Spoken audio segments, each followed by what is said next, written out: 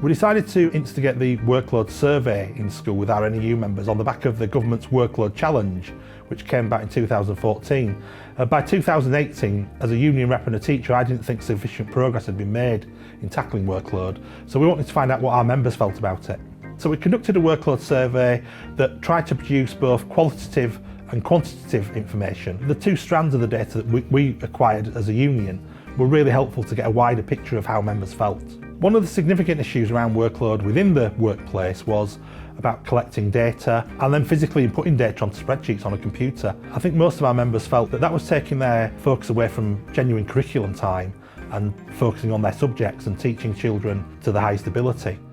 As we prepared to launch the survey, we had an NEU meeting in school to talk to our members about the need for the survey. As the survey was open, we also had follow-up meetings to encourage people to participate, and it really galvanised our NEU members in school to realise that their voice was really important and was being heard by the union and would be heard by the leadership team. So when we presented the results of the survey to the leadership team, they took two very quick actions really. One was around learning walks, which had been moved to 2-week blocks of time. They were reduced back down to 1-week blocks of time. And secondly, another concern for members was the amount of after-school meetings.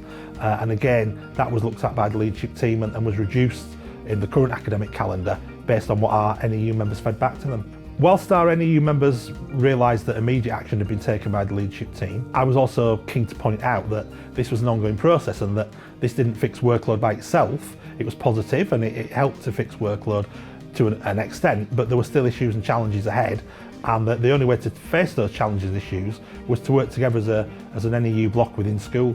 I think the lasting impact and the ongoing impact of the workload survey has been to galvanise our members and make them realise that whilst I can represent them as their school representative, it's the work that they do in supporting me and working together as a whole union group. That's the important work within the school, and it's only by coming together collectively that we can begin to make a sustained and impactful inroads into challenging workload.